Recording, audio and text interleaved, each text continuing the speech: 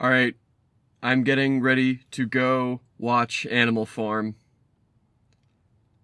I'm a little worried. Um, Animal Farm isn't a book that is not for children, but to pivot into one solely for children makes me a little bit nervous. Obviously, it's not going to kill me or be the end of the world or anything like that. Uh, as I was learning information about where to watch this movie, I was foolish enough to learn the critic score or the internet score, and it is not very high. So I'm not too thrilled about that.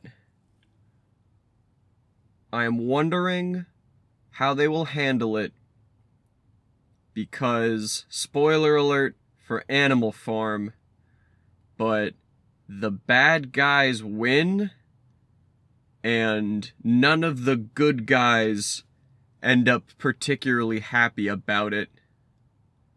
So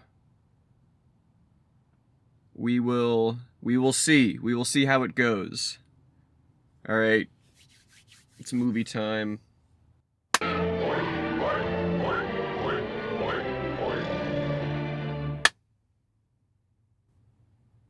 Okay.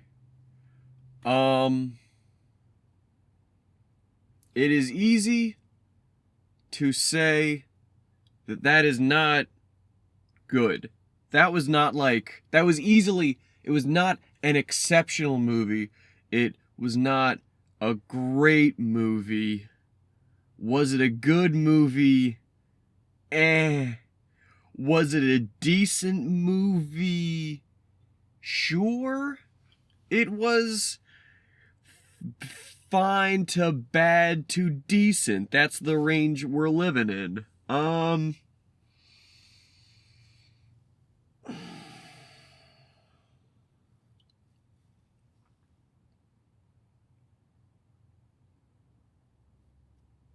Man, this is tough. When I don't have a someone to point at here and talk to, there's no one to bounce off of. Okay, it's all me. I gotta lock in. I gotta be the pig that I want to be.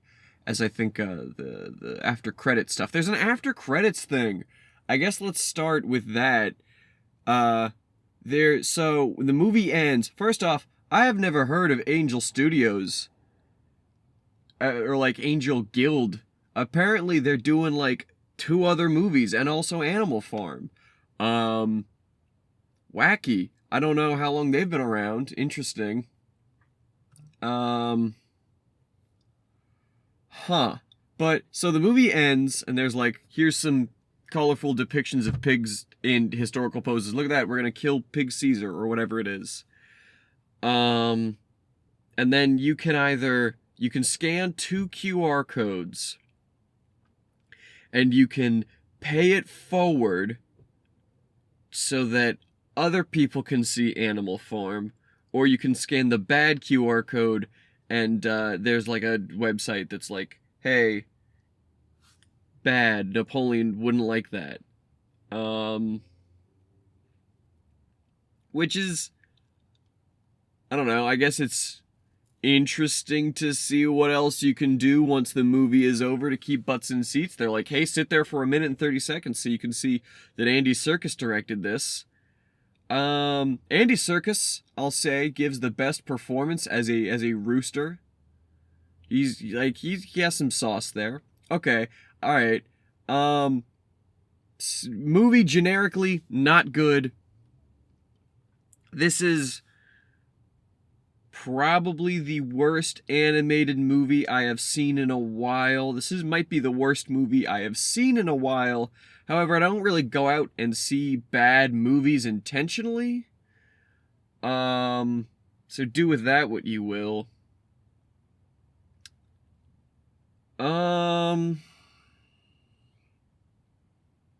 Okay. Yeah, like don't I spent $15 seeing this. Don't do that. There's no reason to see this in theaters. In fact, the entire movie looks very ugly on the big screen. Don't take your kids to see this movie. There were there was one parent and one child, and they left maybe 40% of the way through the movie. They did not last long. This is the opening night of Animal Farm the movie. A cautionary tale. Funny pun, haha. And there were like maybe 6 people in the theater. Not great, but you know, I think everyone can sniff this movie from a mile away. It doesn't look good. But I saw it anyways. So, alright. Spoilers. Okay. Movie bad. Duh. You lose a lot. I do not realize how much of the Animal Farm plot you lose by taking out Old Major. I believe the pig's name is Old Major. I could be wrong. Old Major in the book is a pig. I also don't want to make this like, oh, and the book did X and this did Y, therefore movie bad. Blah. Just, you know, who cares about that? But Old Major is like, hey guys, what if we did animal communism? And everyone's like, that's a really great idea. And that kind of sets up, number one, it shows there's a status quo of non-animal communism, of, you know, serfdom, being animals, living under Jones. What's that like? Not good. They don't enjoy it. And it gives kind of some time for the characters to breathe. But we don't have that in this movie because we don't have Old Major. This movie's an hour and a half long, which is about 20 minutes shorter than how long it took me to read the book Animal Farm. So one would think you could make a movie that is just the book, you know, trimmed a little bit for a theatrical release and put that out there. This is not that. This is probably like there's a maybe about, I'll say 50% commonality with the book. There's a lot of similar characters, but they're kind of flanderized. And there's no sense of pacing to this movie because this is a movie aimed squarely at a child audience who, I guess, parents don't want to take their children to a movie that ends on a downer, mean note, which the book definitely does. The book is not happy. The book is not fun. And I guess who wants to pay $15 to bum out your kid? You know, the economics of it. So, in terms of what they both have in common, the book and this movie, there is Napoleon, who goes from being like, you know, they're both authoritarian figures. Napoleon in the book is like this focused, kind of stoic leader that rules with an iron fist. And in the movie, he's played by Seth Rogen. And by the way, I'm gonna do the Seth Rogen laugh here. If you can't like handle that, the idea of a Seth Rogen laugh, do not see this movie. It happens maybe 15 times. And, you know, that doesn't make me think, oh, I'm watching a movie. That makes me think, oh, I'm watching Seth Rogen voice a pig, which are two very different things. I never felt like I left my body and got into the movie, if that makes sense. I always felt like, yes, this is a movie I'm watching, stuff is going on, blah, blah, blah. Then, okay, so Napoleon goes from, you know, this, like, evil person who kills, well, person, quote-unquote, man to man, man to pig, blah, blah, blah.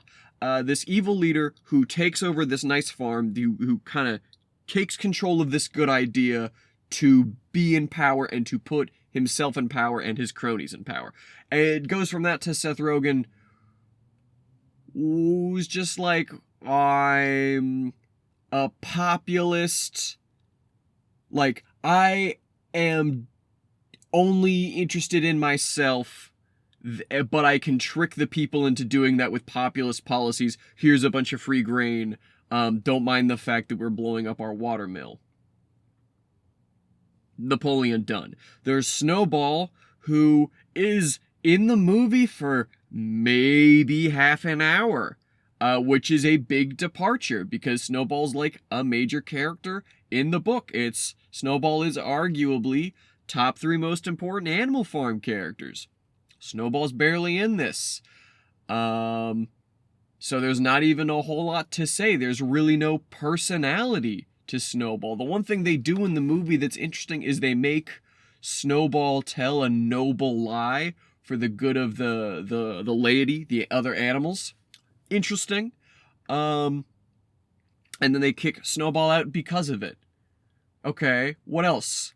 Boxer, the other top 3 Animal Farm character, goes from being this, he's the narrator. Boxer's the narrator of the movie, which I'll try to remember that, me, in my brain, put a mental pin in that. This movie requires narration because it is very oddly structured. Boxer is the narrator. Boxer goes from being this, simple, hard-working animal, Napoleon is always right, I must work harder for the good of Animal Farm, to being like, he's still a hard worker, but he's also kind of like a big whimpering baby. And Woody Harrelson kind of plays him a lot like this. I don't know. I don't know if I should drink this milk, Lucky. But what will happen if we destroy our water wheel? I just don't know. I don't know. I'm glad they turned him into glue. They also, there's, when they do that, when they turn Boxer into glue, the fancy helicopter that's doing this, because it's also set in the modern day, aka the future, where there's drones and screens and Fortnite and TikTok and whatnot, and vertical video. There's just like this funky little helicopter. Boxer breaks his leg, blah, blah, blah. There's this funky little helicopter that picked Boxer up, and this is a glue-branded helicopter. I don't know. I think that's pretty funny. There's another thing where I just laughed out loud because the movie was kind of dumb. I don't remember what it is. Alright. Then what else is there? There's Squealer, who's, book accurate, given probably more screen time, as opposed to, like page time, blah, blah. Squealer, Napoleon's right-hand pig.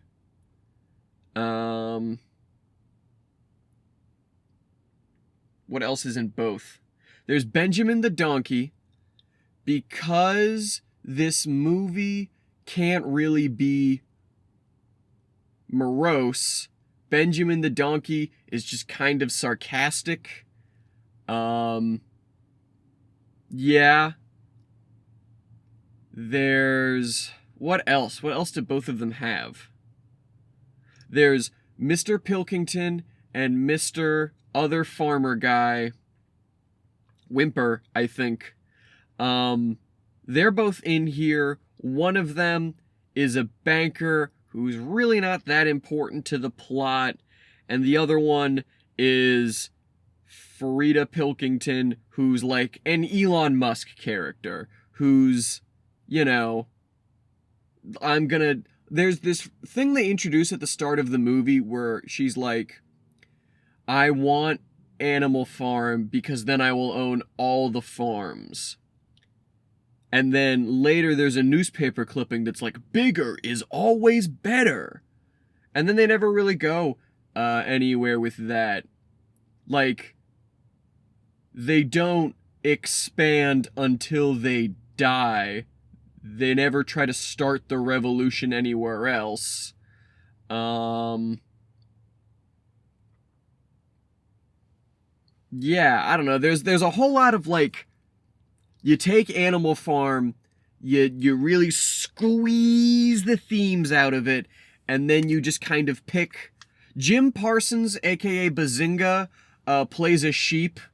And one kind of thing I did like, or a little clever, is that when they're stumbling around the house, he there's like a lawn. What is it? Was the this thing? You find the little strings all the time. A hedge clipper, hedge trimmer. Jim Parsons' sheep gets trimmed by a hedge clipper and goes, "Oh, the wool is out of my eyes." And then he just kind of complains the whole time and says things so that a 6-year-old watching the movie can understand what's going on. But I thought that was a nice visual metaphor. That's not in the book. Okay. What else is there? There's Mr. Jones, but Mr. Jones is just kind of like a fat drunk who's in the movie for 15 seconds, if that. He's not great in the book, but he's a recurring character. They never try to take... No human ever tries to take Animal Farm back. And I will try to remember how the movie plays humans into all this in a second. Is there anything else? Boxer's the only horse there. There's not Molly or Clover. So that rips some characters out of it. There's Benjamin. Who else is in this book? Minimus the pig is not featured in Animal Farm, the movie, A Cautionary Tale. Very sad for all the Minimus the pig fans out there. I think that's it. Moses. Moses is a drone in this movie. And in the book, Moses is like, "Hey there, guys. Sugar cane. Hey there, hardworking animals. Guess what? When you die, you go to heaven, where there's all this candy and all the sugar you can eat." And in this, Moses is just a drone that Glenn Close, Elon Musk, Frida Pilkington, talks to and kind of plays with. And the fact that they named the drone Moses proves to me they at least read the book and have some understanding of the source material. But the application of being like, oh, Moses was a creature that flies, into Moses is a drone kind of betrays a lazy translation, I guess. In terms of what is new, there's the Andy Serkis rooster, who doesn't really do anything, but that's some flavor. I enjoy his performance. Then there is Lucky, played by one of the Stranger Things kids, who is like our de facto main character. Lucky is a Stranger Things kid, and the whole thing is like from his point of view, and he's friends with Boxer, and he's friends with Napoleon, and he's friends with Snowball, and we just kind of see the movie through his eyes. And yeah, it's fine. It tightens the story up a little bit and kind of centers it all on one person, because instead of it being like, oh, look at the way a political revolution ends up eating itself if you aren't careful about what you think and what you say, and, putting your foot down to get what you and your community needs. It centers it on like, oh, here's a character. This character has an arc. This character is an animal and unhappy. This character gains political power. This character gets a pig girlfriend. This character gets rich with pig money. This character realizes that, oh, wow, they just killed Boxer. That's not good. This character's bummed out. All right, now this character's saved Animal Farm because we killed Napoleon. There's two, pig twins, one of whom is favored by Animal Farm. The other one is rebellious. They do kind of do I think it's Clover the horse, or maybe it's Molly the horse, I don't remember, where Snowball says, no animals will wear clothes, and then one of the pig takes off their little ribbon, and the other one doesn't, because they're show pigs. And visual metaphor, blah blah blah. Which one of these do you think will be an enemy of the state by the end of the movie? What else? What else? Jim Parsons' sheep, I think I talked about him. Are there any other characters? I don't think so. All right, I will now attempt to run through the whole movie. In the beginning, the Jones isn't paying his money to the bank, which is Whimper. And he goes, I'm going to close down this farm and sell it to someone because that's what banks do. And then the animals are being packed into a big slaughterhouse truck. And then Snowball goes, hey, yeah, they make Napoleon really dumb in this. He's not sharp. Napoleon and Snowball are like, the story should focus around them because they're these two characters who are equally smart, but with different ideals and different forms of persuasion. And in this, we have Napoleon played by the Green Hornet. What's his name? Who cares? That guy. And you kind of rub some gravitas from that character. Anywho, Snowball goes, hey, this truck says slaughterhouse, we should rebel. And then they do. And then Animal Farm is set up. And then they make the Animal Farm rules that are all more or less biblically accurate. Not to the Bible, not like the commandments, but like the Animal Farm commandments. Yes. And then they do the farming. And the farming's done. And then they do... Napoleon is like, here, Lucky, main character pig, I'm giving you this milk. We're all equal, but you're more equal. Have this milk. Pigs gotta stick with pigs. And Lucky goes, I don't know. Let me talk to Boxer for a pointless scene. And then Boxer will be like, I don't know. I don't think you should do that. And then Lucky goes, okay, let's share it with everyone. Duh, pointless. Who does this help? Besides letting us know that Napoleon is evil. Great. And then Lucky has a scene with Snowball, where Snowball's like, yeah, I'm also doing something wrong in this house, but I'm trying to make a water wheel so we can have electricity so that we can feed the farm. Noble lie. And Napoleon sees that and goes, ha ha ha, I rub my little pig hooves together because I'm scheming and all. This will be your downfall, Snowball. Do pigs have hooves? Are they three-toed ungulates? How many toes do pigs have? I think they have hooves. Anywho, and then they build a water wheel, and it's super easy to build, unlike the grain mill in the book, which is like this long, tedious thing that constantly fails because it's the idea of building a better tomorrow. It's very easy to build a better tomorrow in this. You just need some scraps and a strong horse, and that's it. And Napoleon sees them build this water wheel, this great thing of tomorrow, and goes, hey, we should have a meeting about this so that I can shoot this idea down. And then he shoots the idea down. And then he's like, hey guys, what if we also exiled Snowball? And everyone's like, that's a great idea. Except for Jim Parson Sheep, who's like, bazinga. No, we shouldn't do that. But no one listens to him.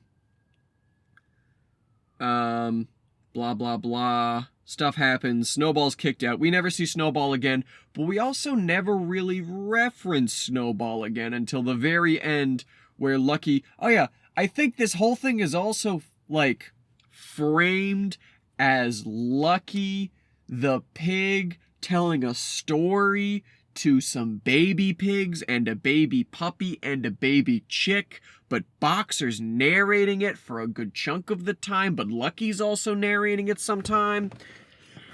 It's kind of a mess. It's kind of a mess when you take a 120-page book and then say, well, we need this. We need like another 40 pages to this book that's also a happy ending. Messy movie. It's a messy movie. Okay. They kick Snowball out, and then Mr. Whimper comes back and is like, hey, you guys need to pay off the loan on your farm, because money. And then, yeah, alright. Then Napoleon goes, well, what if we just invite humans to the farm to buy our products, and to ride our animals?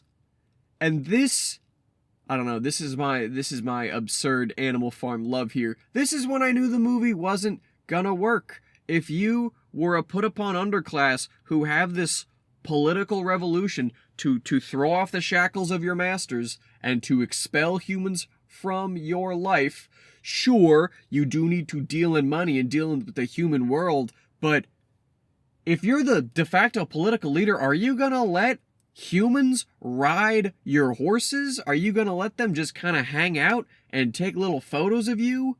No.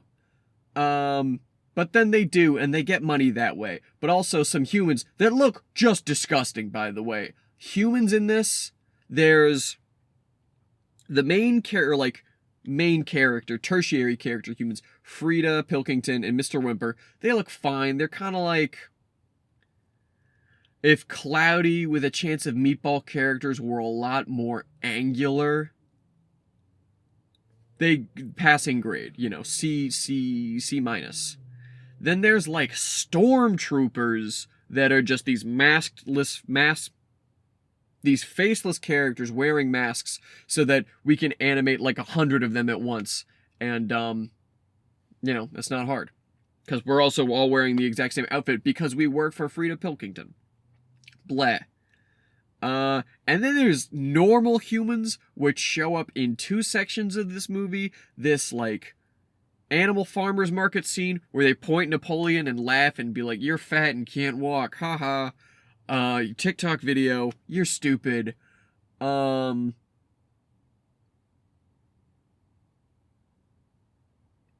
thinking about something else that hopefully will see the light of day. While I was watching, there's a fight scene in this movie that I quite enjoyed, and hopefully will regurgitate poorly, befitting translation from Animal Farm to Animal Farm: A Cautionary Tale to some dumpy Grodimus video coming to a YouTube sidebar near you. I don't remember what else. So the humans are ugly. Okay, and then they have money, and they give the money to Mr. Whymper, and then Mr. Whymper goes, "Now you have profits," because we're also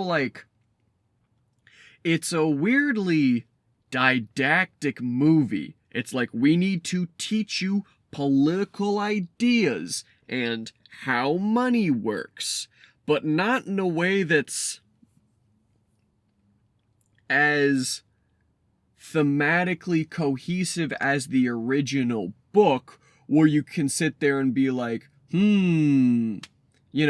once you give one person a whole bunch of political power, they sure do kind of take over and stuff really gets bad because, the underclass isn't allowed to move anywhere else or really express any dissenting opinions. I'm gonna cough.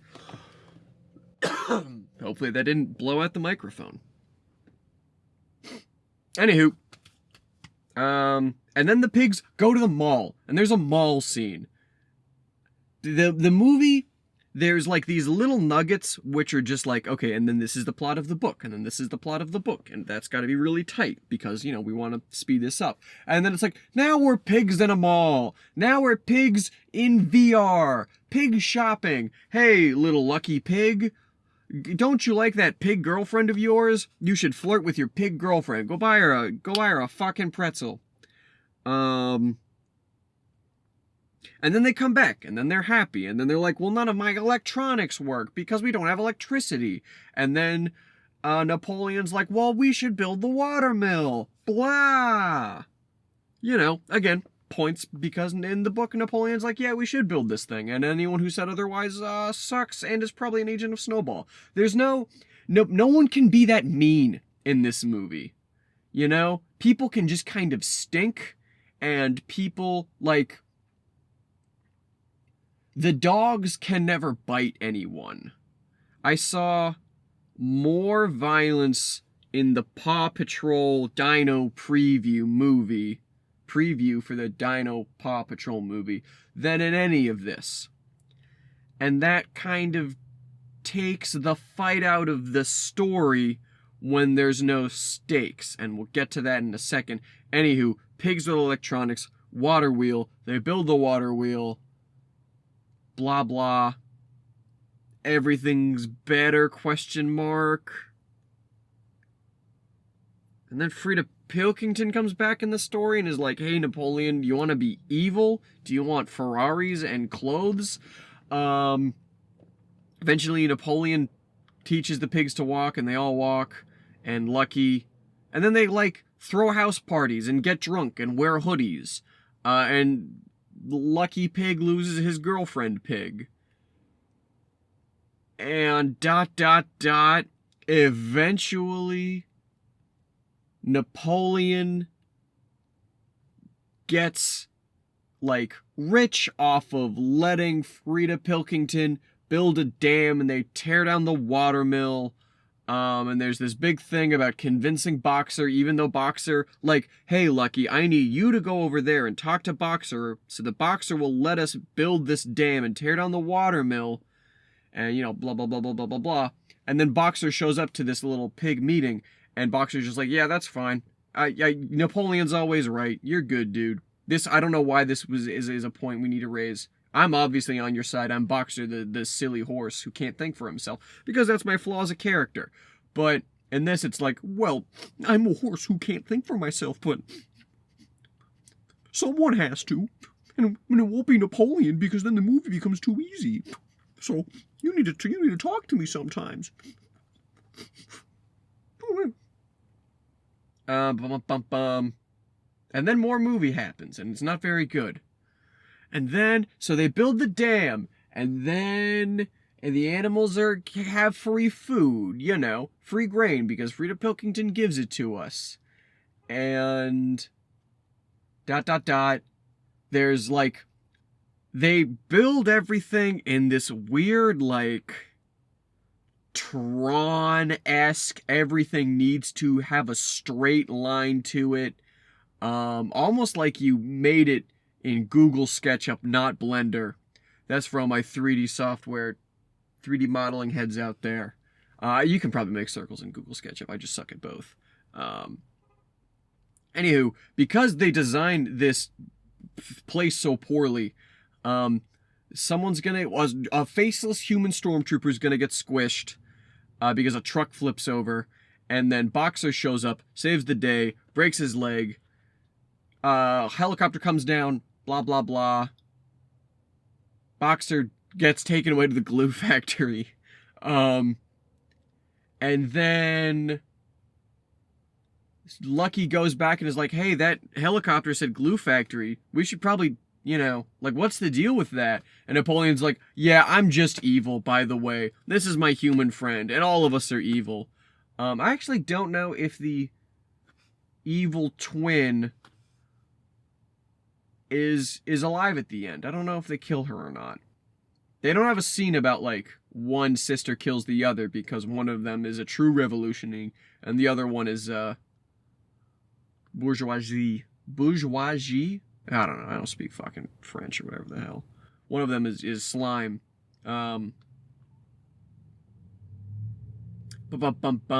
Anyways, Lucky's like, oh man, turns out this Napoleon guy is evil. I guess I can't do this anymore. And they have the man-to-man pig, like, you know, I looked from man to pig and pig to man and could not tell the difference. And that's it's like freaky. This is a kind of thing of the movie that also works, because, like, you look at Napoleon, and Napoleon turns into Green Hornet Man. Not exactly, but, like, his pig face shifts into a human face, and it's really freaky and unsettling. And then we look to Frida Pilkington, and she turns into a pig, and it's really unsettling. And then we look at the twin pig, and it's really unsettling. And then the movie's like, well, we can't end on this bummer note. We need to do a counter-revolution. And then they do via montage. Well, first everyone's like, hey, Lucky Pig, all the other animals, we really hate you, but only for this one scene. Okay, great. And now we have a counter-revolution where they make Napoleon look bad,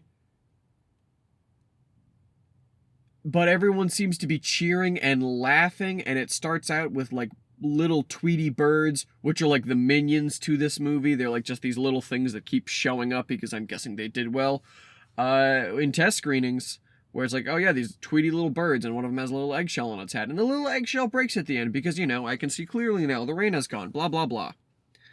It's cold in this car. dun dun dun, and then they do counter-revolution via narration, and then there's a fight scene that's like Soul Calibur-esque, and they're on this platform where they wrote all the rules. It's on like a big tube, a silo, and it's like, it's like spinning around, and there's a pig-on-pig fight scene between Napoleon and Lucky. And Napoleon also treats Lucky as his kid, his son. That's like kind of a thread they put into that. It's like, that's why Napoleon does all this. Because he always wanted a son.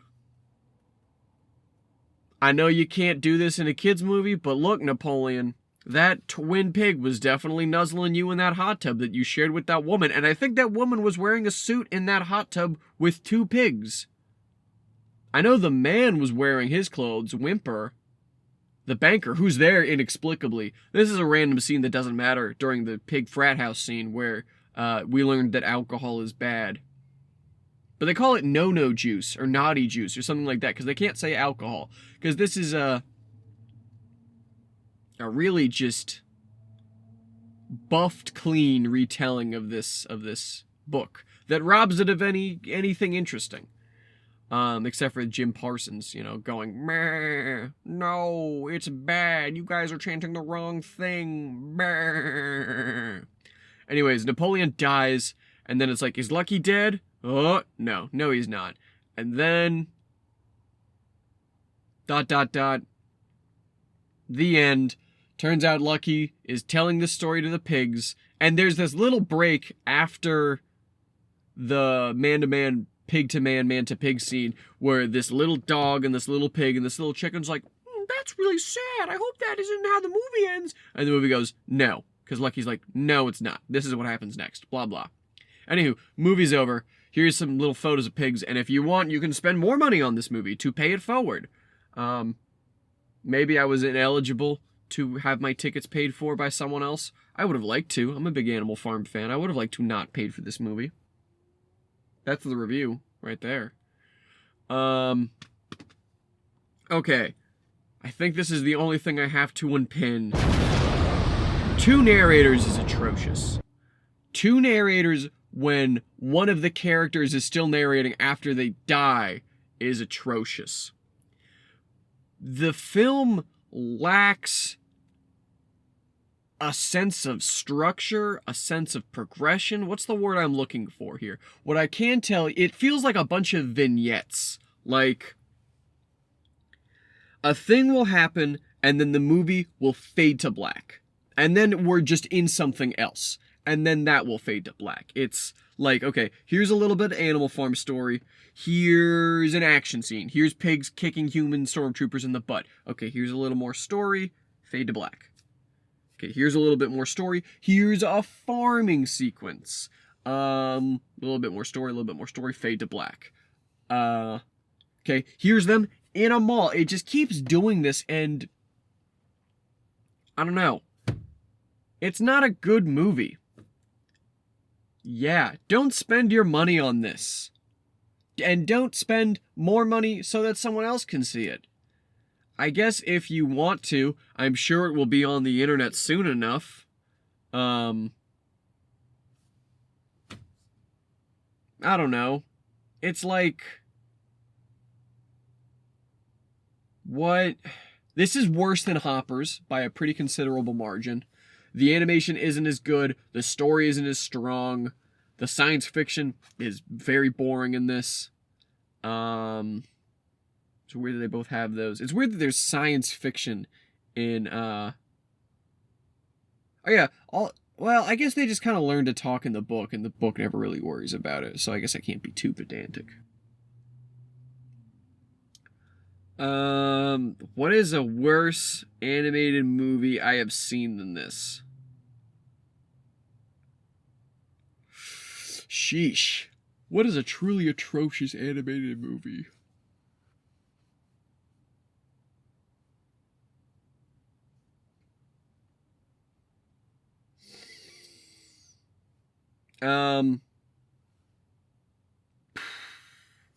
I don't know. I struggle to think of a whole lot of movies worse than this. But it's not, you know, terrible. It's not like, I think it has an internet score of like 25%. The movie isn't that bad.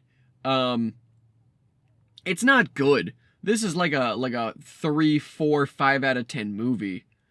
But it's not, it's competent. Well, I don't know about that. It gets you from A to B. It does update Animal Farm and pitch it towards a very young audience in a way that they will hopefully enjoy. What? Like, I haven't seen Dougal in a billion years. Maybe this movie is Dougal tier. It's not Hoodwinked tier. This Hoodwinked makes this movie look like trash. And Glenn Close is in both this and Hoodwinked, and she's doing a very similar voice. She plays Mrs. Pilkington, Frida Pilkington. I actually don't know if she's married. Probably not. Maybe. I don't know. We don't see a ring. Maybe we do. Who cares? What is a worse movie than this? Like, I'm walking out to the car, I'm trying to, like, rank animated movies in my head. There's, like, your Untouchables, your Miyazakis. I think this first Spider-Verse is up there. Then there's your really good Disney Pixars, your Wall-E's. Even though I think, the back half of Wall-E is kind of bleh.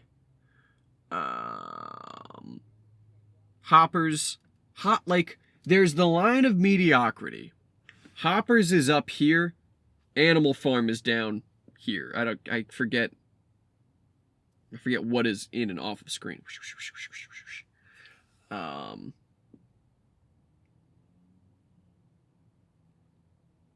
What's a worse animated movie I've seen than this? Maybe Dougal. I don't know. I haven't seen Dougal since it came out in theaters, which is probably like 20 years ago. Yeesh. Oh my goodness, Shrek is 25 years old, guys.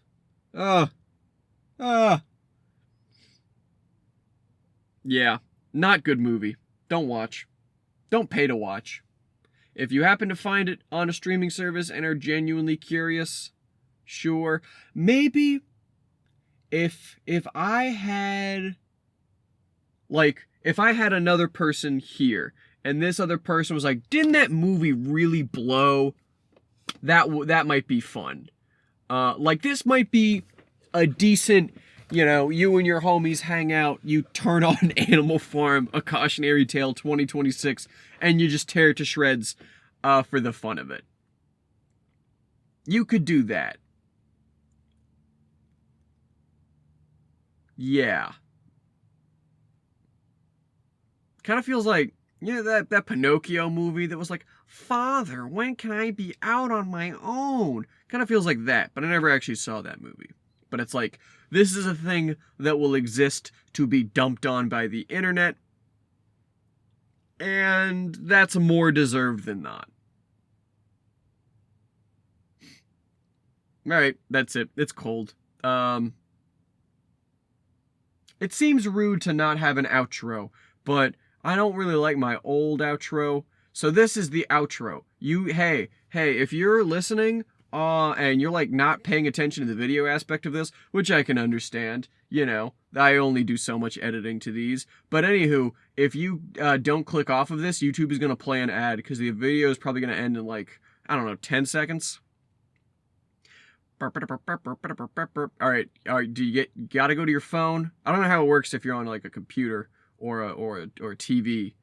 But if you're on your phone, you definitely gotta get off now. Now? Okay, what about now? You definitely gotta get off now. This is the end of the video. There'll be nothing else after this. Bye.